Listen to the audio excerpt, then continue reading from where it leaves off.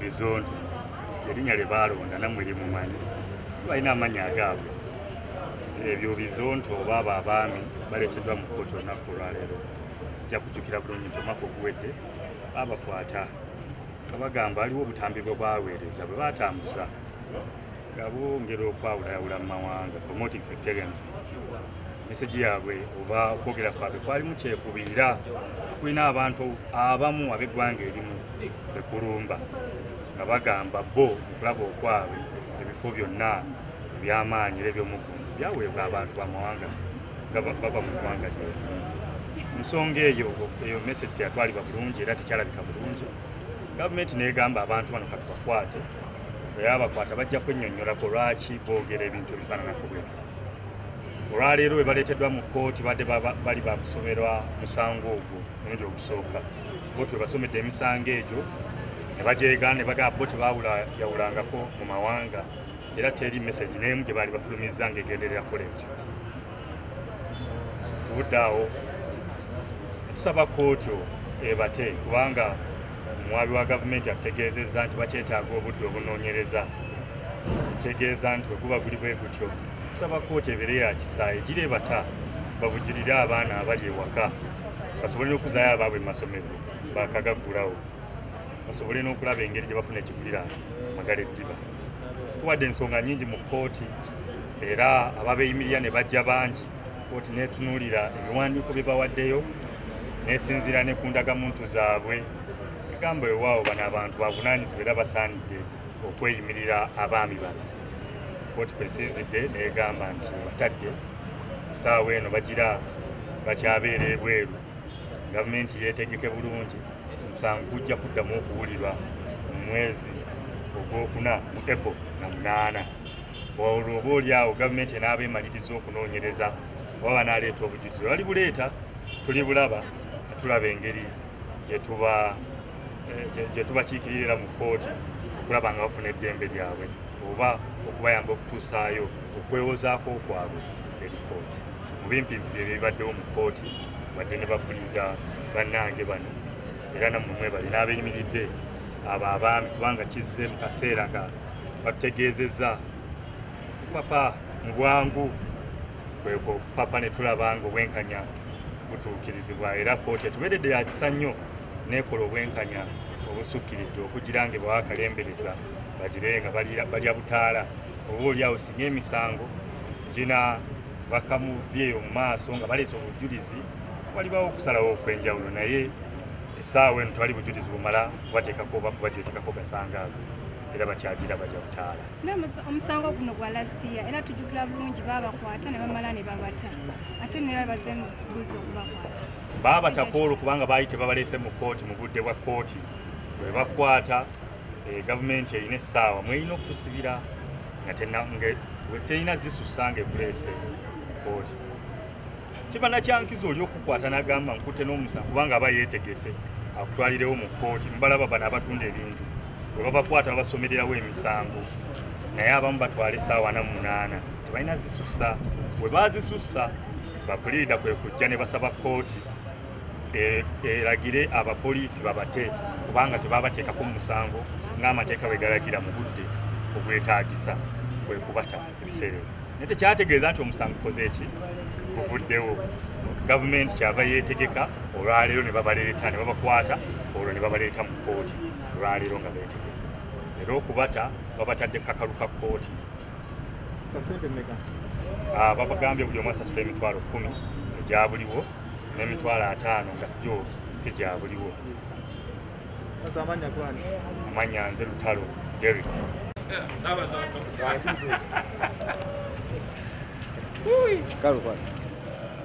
Mema chemba mukola. Mudde wano kubanga wano bagenda kuba bayita oba batawana. Ya kwa tawanya bayita. Aje musembera nnyo. Omuntu omu agenda okwogera ku nakwata mic. Anya ndio okwogera ku sala zonto. Bade nkutte ku kifaananyi. Tugende. obonyike ekizimba Osoka bwoti osooka kukinaza kibe kiyonjo otokikwasa amaanyi kiba kibinyo ini kyalemekaba leme kukaba leero tusonze ku ebyo byonna byonna ebinyiga bannansi baleme kukaba nga tulaba basebo ne banyawo mwebale nnyo mwebale ddala okutuulirawo mubiri buli omu waayitadde etafaali okulaba nga tubeerawo tuli bweru olwaleero ffenna twali tumanyi nti leero ekyeggulo tulya kitalya twali tumanyi leero tugenda kusuula mu yunifoomu y'NRM twali tumanyi ebintu byonna twali tumanyi leero tekiggwa bweki twali tugenda kutuuka essaawa naye mukama mulungi na buli omu alina kyataddeyo TV zonna radio station zonna akyakankona tebanunira buli omu sebo sokuvayo wano bwokyajugumaama basebo ne banyabo radio zonna TV zonna babuloga buli omu alina kyakoze abadde kasimu ke n'agamba Freebizonto nja kuddamu omanja thank you so much kiki kyemunjagaza bino byatandise ku ssaawa emu ey'okumakya baluli ku radio Simba tugenze kukola tufulumyemukawo tugolagolola ku nnyingo SFM bakyali ne bajja nga balinga abakutte endawusi netandika okuseka atwebuuza yakoze eki tugenze okulaba batugamba ono y'omukugo nono y'omukugo naye nga n'omusango batwalira nabo tebamanyi nga batuleetera mulala tugenze otuuka eno nga tebatukyajinga mulala so byebyo webadde batweredde musango gwa skippinga bond netutuuka wano nga batufuna na secretarians buli omukadde era ndowooza bamaze kuwandiika nako ku lupapula nti bano babadde baana balungi nga buli kiseera balipootinga we tubeetaagidde beebale nnyo beebale edda tebajjanga okwo era tugenze tuuka wano byebyo byetusanzeewo yes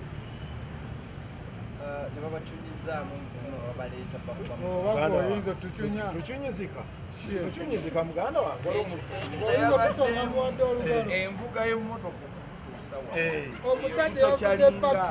omusajja abadde avuga Prado gye bakunulidde ku wali erisufulerod ng'olabye munnange babadde batwala ffe jangu kubanga pato tugira mu kifaananyi yatufuze ng'embizzi oyo isa kuwanuwe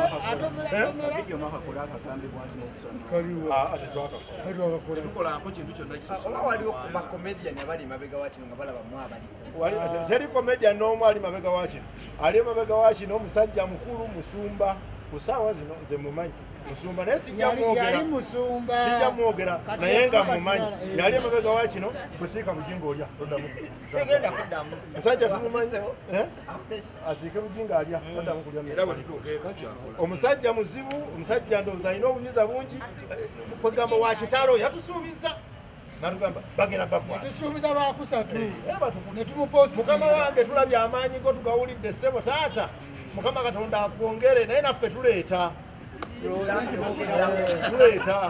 tumuddamu twamukolera kiruwa kyekyo mwavayo ne mwogera ku bugingo tulowooze nti emusumba gwe mwogerako wano bugingo yaani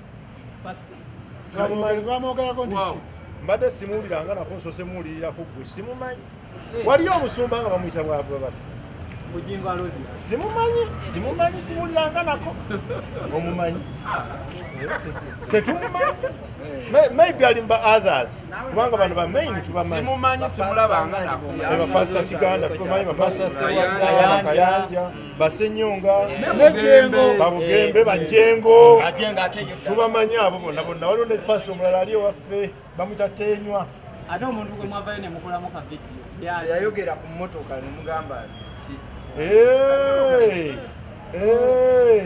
twerabira mangu kyamazima twerabira mangu nyinza okuba sijjukira nakwogera ku mmotoka abantu basajja bagamba kano kabadi mwapanze bupanze nedda twapanze nabo bapange bajje mu kooti era tuba twapanze kitukoledde kamera ziriwo emu 2 zonna ziri kufu nabo bapange n'omuntu apanga ng'apangira ku kizimbe kya gavumenti tunuza wali kabonero k'eggwanga kali n'omulala apange ng'akabadi akazanyira n'omulala apange yes Wale tujja tusabira Kibulisenge emmeri etandikira wano.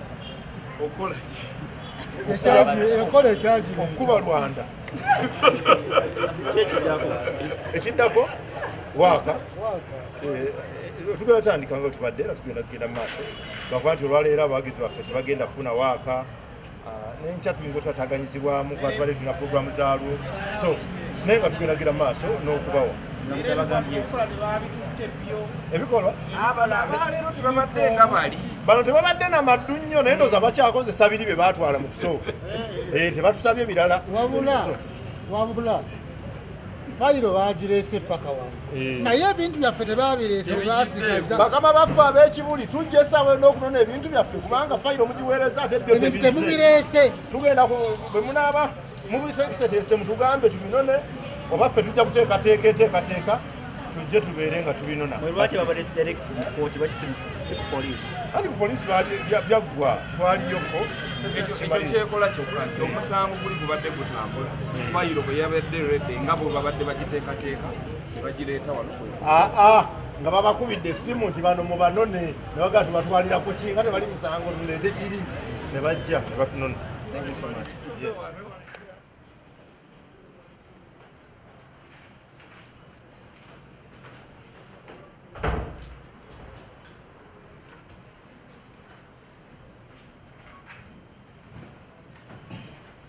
May I please you, Your Honor, appear to the street before these persons are in court. The case is coming up for pre-session. Bakari Moise Gozi Chima Matolo. Finally, Sabakati. So the four of you are jointly charged with promoting sectarianism,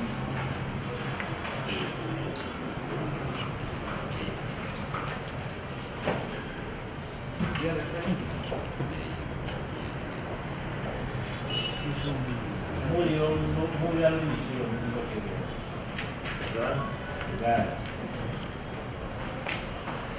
So the four of you and others who are still at large charged with promoting sectarianism. Prosecution alleges that during the month of June last year, within the district of Kampala, you made and published on different social media platforms videos containing information which is likely to cause discontent or dissatisfaction among the citizens of Uganda against the Banyankole tribe, by indicating that most of the leaders in Uganda are of the Banyankole tribe. That you circulated a video on several social media platforms, and in that video you made allegations, which allegations are likely to cause discontent or dissatisfaction among the citizens of Uganda against the Banyankole tribe, by indicating that most of the leaders in Uganda are of the Banyankole tribe.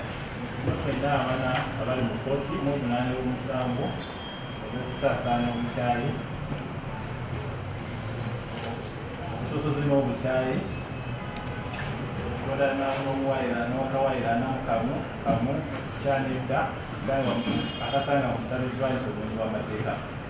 Ebikwata ku musango ogwo kigambibwa nti gwe Sserwanda Julius, Mpapali Marcel, Godiki Matono ne Sabakati Peter n'abalala bangi abatannakwatibwa mu mwezi gw'omukaaga mu mwaka 2020 mu kitundu kya Kampala district mwakola era ne musasaanya mu mikutu egy'enjawulo obutambi obwalimu obubaka obuyinza okuleetera obusosoze n'obukyayi mu bannayuganda nga mu bannayuganda okuva nga bukwata ku ggwanga ly'Abanyankole nga mugamba nti obubaka bugamba nti abakulembeze mu Uganda abasinga bava mu ggwanga ly'Abanyankole.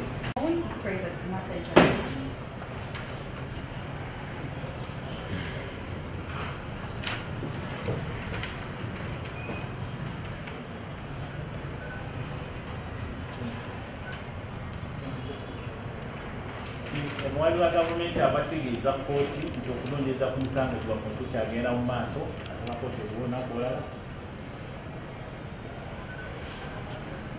Your Honor, we have instructions from our clients to apply for bail on their behalf. Following their plea not guilty that has been entered by this court.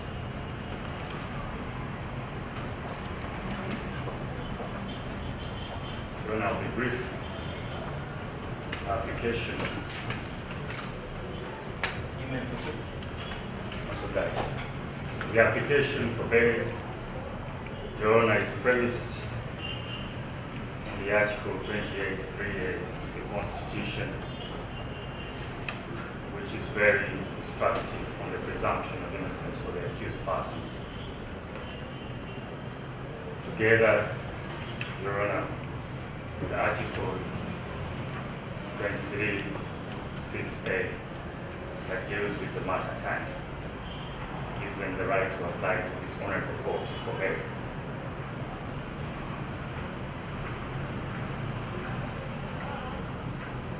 Your Honor, we also refer this court to Articles 75 and 77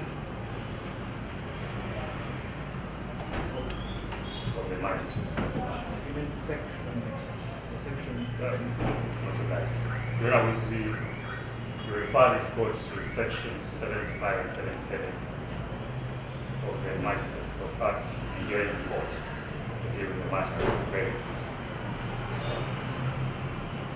Your Honor, the offense that the accused persons are charged with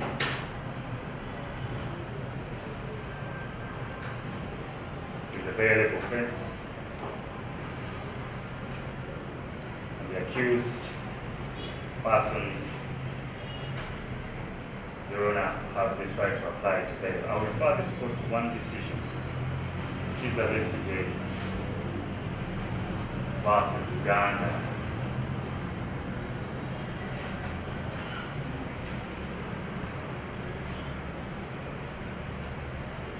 Your Honor, it was miscellaneous application number 228 of 2005.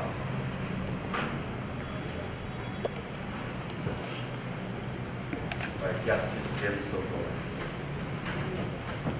Your Honor, while granting the accused person interim bail, the court considered the general importance of the right to liberty of all accused persons and the presumption of innocence. That right to liberty, Your Honor, is akin to the right to life itself. Therefore, once deprived, deprives the accused persons of the right to life.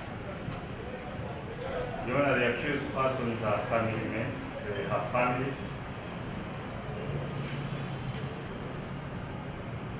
And as we are aware, schools are gradually being reopened by the state.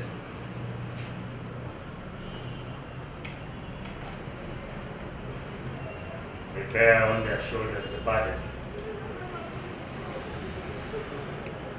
fend for their families and educate their children and other beneficiaries.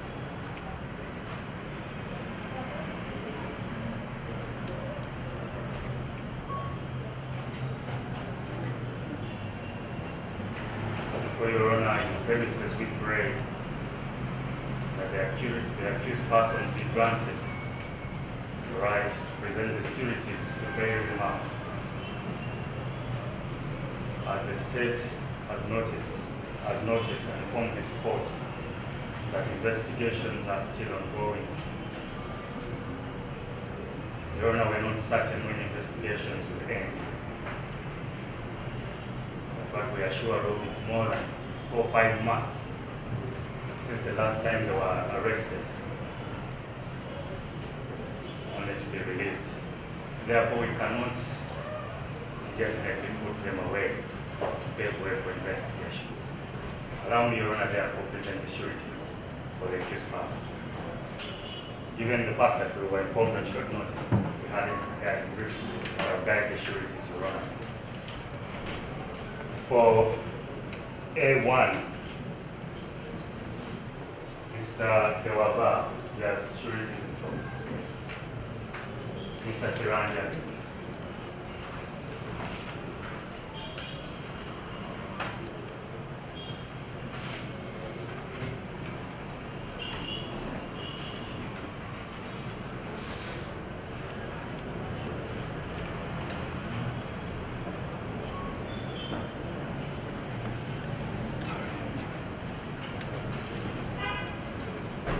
Your Honor, first surety is Mr. Kabuye James, who was born in 1986, about 35 years. Mr. Kabuye James is a resident. Mr. Kabuye James here is a resident of Lusige LC1 zone. And we're saying 3 parish.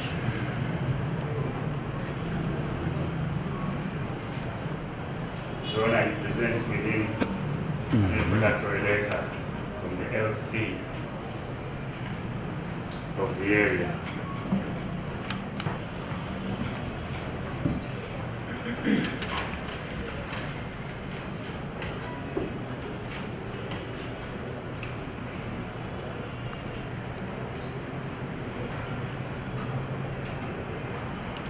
Your Honor, he's a businessman who deals in electricals, carries out his trade at Market Street.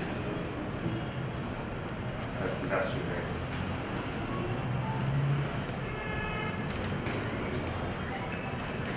Your Honor, his contact is 0702 85 5827.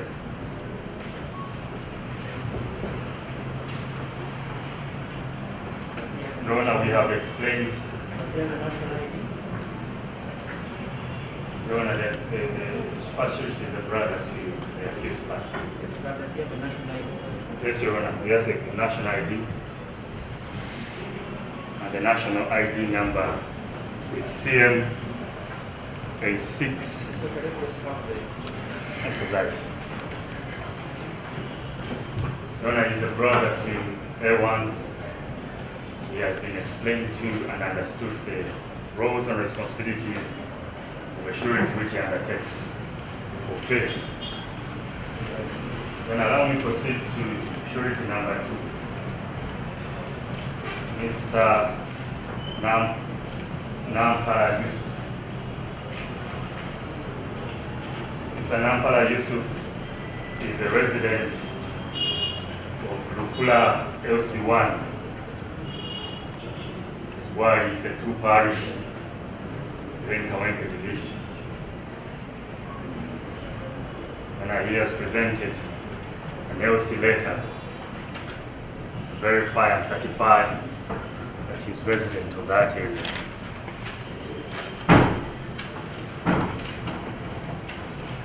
He has a national ID.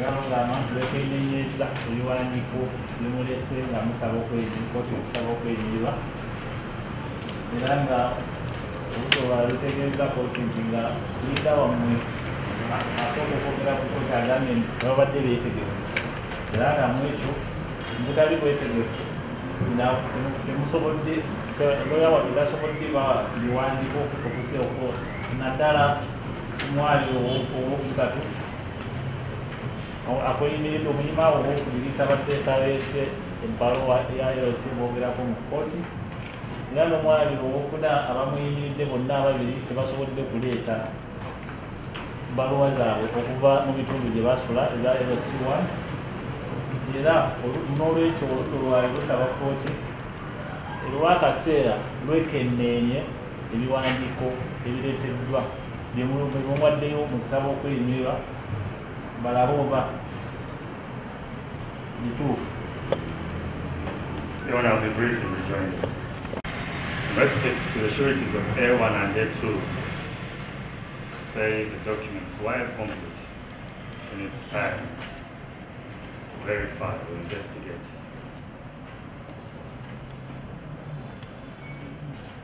Your Honor, we wonder what nature of investigations the state will undertake to go beyond the national ID that's given here.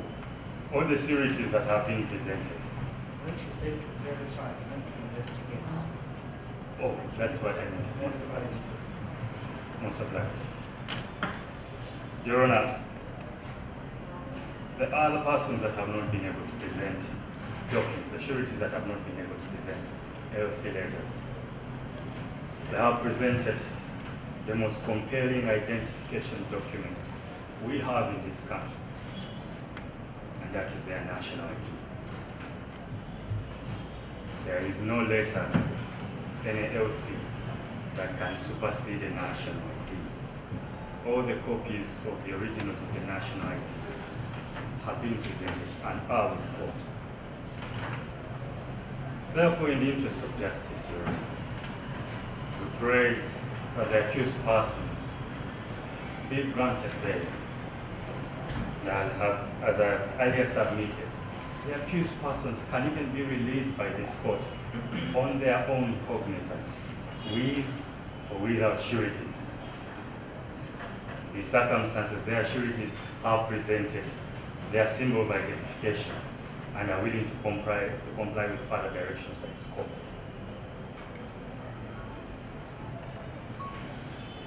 Take, for example, F4, Your Honor, who was not even arrested, but when he got to know, he came voluntarily. This is the character of the accused persons you have before you, who are willing to obey the ends of justice. Therefore, Your Honor, in the premises and in the alternative should state desire to get bail, to get time to look at the documents. In the alternative, pray that they are given interim bail while state peruses, and a date can be given where they'll be given full bail. The circumstances are in this authority earlier cited, where the state had referred the matter to constitutional, by the constitutional reference, and his lordship, in the interest of the person's liberty, actually espoused the notion of interim bail and granted the bail.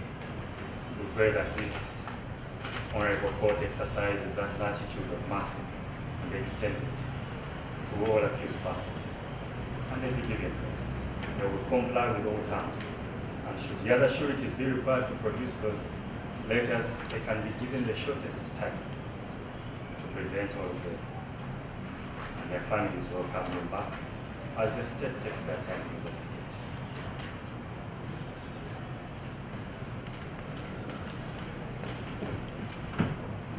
Bail, the application premises on the constitutional provisions, especially Article 28 and 23 of the Constitution.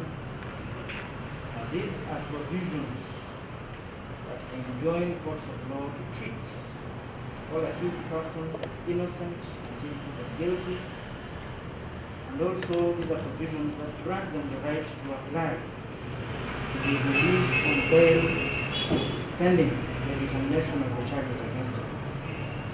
The offense charged is one that is bailable by this court, and the accused persons have presented sureties whom the court deems and finds to be substantial. Prosecution's objection on grounds that some of the sureties have not tendered or do not have introduction letters from their respective LC1 chairpersons.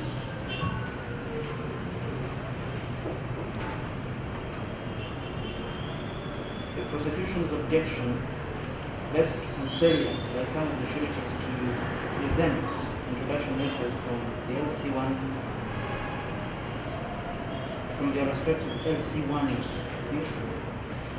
However, considering that all the sureties presented by the accused persons have national IDs, I would agree with the counsel for the accused persons that there is nothing more compelling. There is nothing more compelling than a national ID, and I will accept his submission that failure by the sureties to present personal production letters can be cured by the presence of the national army. So the court accepts all the sureties presented by the guilty persons and finds them substantial and accordingly grants bail on the following terms to all the 4 guilty persons. A cash bail of 100,000 shillings each, and a non-cash, the sureties are each bonded non-cash in the amount of 500,000 shillings for the sureties. And the matter, if the debt is convenient to all the parties, is adjourned to the 8th of April. Kozi ekiriza okusaba kwammwe era buli omu yemuta ku kakalo ka kkooti kakusasula emitwalo ensibi za Uganda emitwalo 10 nga za mu bbanka n'abeeyimiridde buli omu wakusasula emitwalo 50 buli omu naye nga si za buliwo. Omusango gwongezeddwayo paka ng'ennaku z'omwezi 8 omwezi ogwokuna. The national